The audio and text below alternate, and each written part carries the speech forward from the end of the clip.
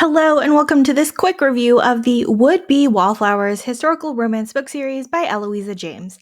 I'm Olivia, your favorite resource for book recommendations you can easily screenshot, and you're watching Random Olive Reads. First up is How to Be a Wallflower. Cleo is interested in becoming a wallflower this season and plans to order a drab wardrobe. When she visits a costumer, the company has been purchased by an American businessman who wants to move the company out of England. She gets into a confrontation with Jake, the businessman, and declares that she has already purchased the company instead.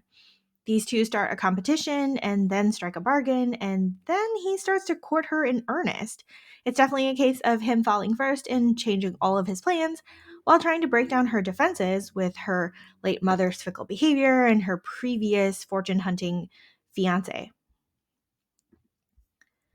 The Reluctant Countess is book 2 of the series. Lady Yasmin has a scandalous reputation, with her mother playing mistress to Napoleon and herself being tricked into thinking that she had eloped and gotten married when she was 16. Now that she's in England with her duke of a grandfather, she causes gossip wherever she goes with her frivolous and flirtatious ways.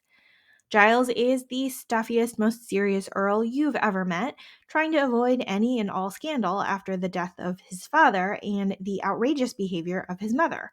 He's openly disdainful of Yasmin, even though he desires her and watches her every move.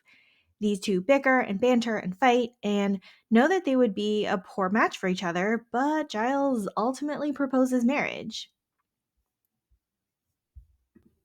Lastly, Not That Duke is book 3 of the series. Half of this book takes place in the same timeline as book 2 of the series, so there's a lot of overlapping events in both books.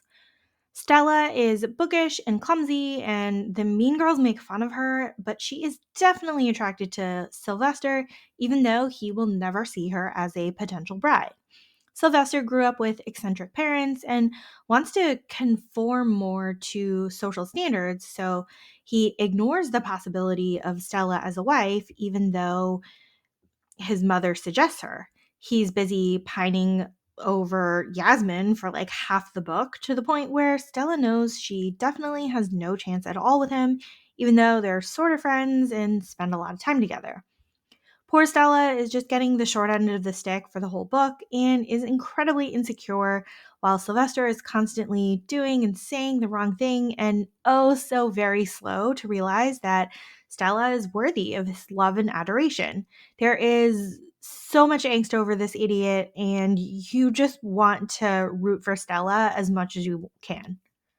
So overall, this was a strange sort of connection for this series. The first book was only somewhat connected to the later two books, with book 2 and book 3 having a lot of overlap and a really strong connection between them. I recommend reading these in order to get the most out of it, but I mean, I guess you could skip book 1 if you really wanted to.